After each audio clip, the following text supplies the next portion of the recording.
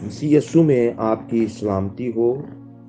आए हम आज खुदा के कलाम की तरफ मुतवज्जो हों। शुरू करते हैं कलाम हक का पढ़ना। यस्सु के कादर नाम से सब कहें आमीन। दूसरा करंथियों 5 बाब और उसकी 19 आयत का मुताला करें तो यहाँ पर लिखा है, मतलब ये है कि खुदा ने मसीह में होकर अपने साथ दुनिया का मेल मिलाप कर लिया और उनकी तकसीरों को उनके ज़िम्मे ना लगाया, और उसने मेल मिलाप का पैगाम हमें सौंप दिया है। सो आज का जो हमारा टॉपिक है वो है खुदा और दुनिया का मेल मिलाप। कलाम पाक के नविश्तों के मुताबिक मसीह ईमान की बुनियादी इकाइयों में से एक इकाई यह है कि खुदा गुनाहगार इंसानों के गुनाहों को उनके जिम्मे नहीं लगाता। इससे ये मुराद नहीं कि मसीही ईमान में गुनाह को हल्का समझा जाता है या ये कि खुदा का तसव्वुर और यकीन कमज़ोर है, बल्कि इंतहाई गहरी इलाहियात के तहत ये माना जाता है क्योंकि इंसान की जबिलती रगबत हमेशा गुनाह की तरफ रहती है। लिहाजा इंसानियत के लिए मसला गुनाह का हल खुदा ने खुद मुहैया किया। शुरू दिन से खुदा कुर्बानियों के वसीला से इंसानों को कबूल करता था, जिसके तहत गुनाहगार ताइब दिली से अपने गुनाह को तस्लीम करते हुए सरेआम जानवर की कुर्बानियां करके उसको छोड़ने का इरादा करते थे। जानवरों की कुर्बानियों के हवाला से जो कुछ किया जाता रहा वो अपनी ज़ात में गैर कामिल और वक्ती नोयत का तजर्बा था। खुदा इंसान के साथ मुस्तकिल और कामिल मेल मिलाप चाहता था। इसके लिए एक ऐसा बंदोबस्त किया या ऐसे बंदोबस्त की जरूरत थी जिसका आगाज और इंतहा खुदा की जात में हो। मुकद्दस पलूस उसूल के यहाँ निजात बख्श कफारा की तलीमात वाज़िया हैं, जिनका जिक्र रोमियो के नाम खत और दिगर खतूत में वजाहत के साथ किया गया है।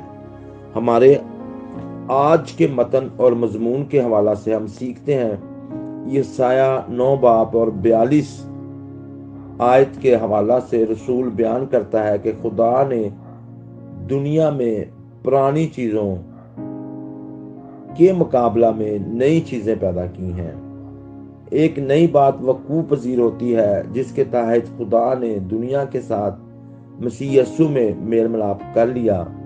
मेल मिलाप एक बड़ा मजमून है जिसमें यस्सु के दरमियानी और निजात हिंदा होने का भेद मौजूद है। यहाँ पर हम जिन बातों को सीखेंगे उनका तल्लक खुदा के इंसान के गुनाह को उनके ज़िम्मे ना लगाने से है।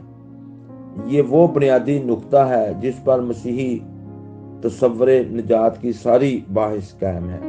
हम रोजमर्रा के हालात में और वाक़यात में शख्सी और ग्रोही बल्कि मुल्की सतह पर इख्तलाफात को देखते हैं। बहुत से इख्तलाफात सदियों से चले आ रहे हैं, लेकिन उनका कोई हल नहीं आता। इख्तलाफ और दूरी को ख़त्म करने के लिए नजरियाती तब्दीली की ज़रूरत होती है। दूसरे शख्स और ग्रोह या मुल्क के मौक़िफ़ को सामने रखा जाता है।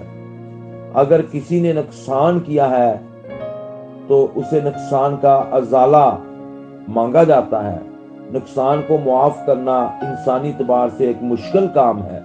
इस काम के लिए खुदा ने इंसानों को एक नमूना दिया है कि उसने दुनिया के साथ मेल मिलाप करते हुए उनके गुनाहों को उनके ज़िम्मे ना लगाया।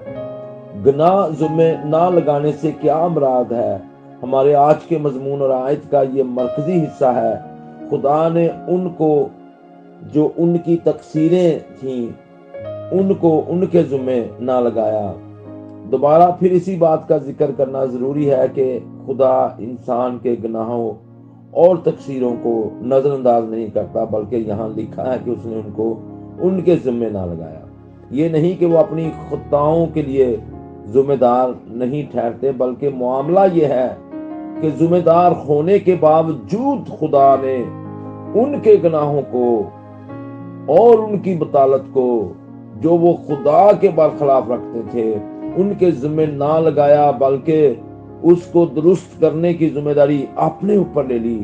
لہذا معاملہ یہ نہیں ہے کہ گناہ کیا ہے، گناہ کیوں کیا گیا، گناہ کیسے ہو گیا، یہ سب باتیں اور سوال اپنی جگہ پر قائم ہیں۔ سوال یہ ہے کہ گناہ کا نتیجہ بہت ہولناک ہے، یہ خدا سے دوری کی حالت ہے۔ انسان اپنے خالق سے دور رہتے ہوئے موت کی حالت میں چلے جاتے ہیں، اور یہ بھی بات اپنی جگہ قائم ہے کہ انسان بذات خود گناہ کی دلدل میں سے نہیں نکل سکتے۔ جس دشمنی کو انہوں نے خدا کے برخلاف کھڑا کیا، اس دیوار کو وہ خود نہیں گرا سکتے، یہ انسان کی باسط سے باہر ہے۔ لہذا خدا نے ان کے گناہوں اور خطاؤں کو ان کے سر سے اٹھانے کا بندوبست خداوند یسوع کے ذمہ لگایا۔ یہ ایک ایسا بھید ہے جو کلام مقدس میں واضح طور پر بیان کیا گیا ہے۔ عہد نامہ عتیق میں یسایہ نبی کی کتاب میں یہ نقطہ اٹھایا گیا ہے۔ وہاں لکھا ہے، اس نے یعنی مسیح نے ہماری مشقتیں اٹھا لیں اور ہمارے غموں کو برداشت کیا، وہ ہماری خطاؤں کے سبب سے گھائل کیا گیا اور ہماری بد کرداری کے باعث کچلا گیا۔ یسایہ 53 باب 4 اور 5 آیت میں نے آپ کے سامنے پڑھی ہے۔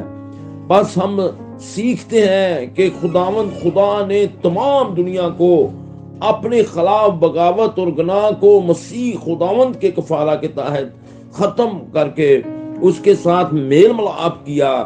گویا اللہی قبولیت کی یہ اعلیٰ ترین صورتحال ہمارے سامنے ہے، اس آیت میں ہمارے سامنے رکھی گئی ہے۔ یہاں یہ بھی دیکھنا ضروری ہے کہ قدیم مذاہب اور فلاسفوں کے حوالہ سے کبھی یہ نہیں مانا گیا کہ خدا دنیا کو چھوئے، قبول کرے اور اپنا لے، کیونکہ قدوسیت اور پاکیزگی کے حوالوں سے دنیا یعنی مادہ کو ناپاک اور خراب مانا جاتا رہا، اور روحانی وجود یعنی خدا کو پاک مانا جاتا رہا، اور خدا اور دنیا کے درمیان ایک خلیج کو تسلیم کیا جاتا رہا۔ مسیحی عقیدہ میں عہد عتیق اور عہد جدید کے حوالوں سے خدا کے مظاہر اور تجسم کا اعتقاد اپنے اندر ایک نیا پن رکھتا ہے کہ خدا کی قدوسیت دنیا کو چھونے اور قبول کرنے سے کم نہیں ہوتی، اگرچہ وہ یہ کام اپنے بیٹے خداوند یسوع کے وسیلہ سے کرتا ہے، لیکن وہ یسوع مسیح کو کسی بھی عمل سے پیچھے نہیں بلکہ اس کے ساتھ ہے۔ خداوند یسوع کے میل ملاپ کی اس بڑی خدمت کے بارے میں ہم غور اس پر کر سکتے ہیں۔ دوسرا کرنتھیوں 5:21 میں لکھا ہے، جو گناہ سے واقف نہ تھا اسی کو اس نے ہمارے واسطے گناہ ٹھہرایا تاکہ ہم اس میں ہو کر خدا کی راست بازی ہو جائیں۔ راست بازی یسوع مسیح نے دنیا کا گناہ اپنے اوپر لے کر دنیا کو خدا کے لیے قابل قبول بنایا۔ اس سارے عمل کو میل ملاپ کا عمل کہتے ہیں۔ میل ملاپ کے اس عمل کے لیے خداوند یسوع کی قربانی بڑی اہمیت کی حامل ہے اور تمام انسانوں کی طرف سے شکر گزاری کا تقاضا کرتی ہے کہ اس نے اس میں ہو کر انسانوں کے ساتھ ٹوٹے ہوئے رشتے کو بحال کیا۔ رومیوں کے نام خط میں جناب پولس رسول اس بھید کو یوں بیان کرتے ہیں، رومیوں 5:10، کیونکہ جب باوجود دشمن ہونے کے خدا اسے اس کے بیٹے کی موت کے وسیلہ سے ہمارا میل ہو گیا، تو میل ہونے کے بعد تو ہم اس کی زندگی کے سبب سے ضرور ہی بچیں گے۔ مسیح خداوند میں خدا کے ساتھ دنیا کا میل ملاپ ابدی زندگی کا یقین ہے، اس یقین میں سب کو مضبوط ہونے کی ضرورت ہے۔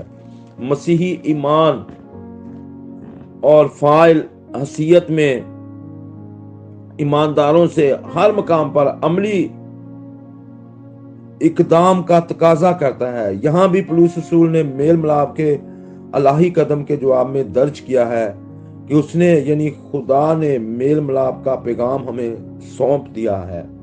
انجیل کی بشارتی خدمت میں دنیا کے سامنے میل ملاپ کے پیغام کی حیثیت کو پیش کرنا ایماندار کا بلاوا ہے، اور وہ جن سے خدا نے خود میل ملاپ کیا وہ ان سے یہ تقاضا کرتا ہے کہ ابھی تک جو لوگ خدا سے دور ہیں ان کو خدا تک لایا جائے، ان کو قائل کیا جائے، ان کے سامنے شخصی گواہی رکھی جائے، ان کو یہ احساس دلایا جائے کہ خدا ان سے محبت رکھتا ہے اور وہ محبت سے دنیا کو اپنے ساتھ رکھنا چاہتا ہے۔ ہم اس نجات بخش حقیقت کو اپنے اور دنیا کے سامنے رکھتے رہیں۔ آپ اس حقیقت کو قبول کر کے خدا سے برکت پائیں۔ کلام کا پڑھا اور سنا جانا ہمارے لیے باعث برکت ہو۔ خداوند کا شکر۔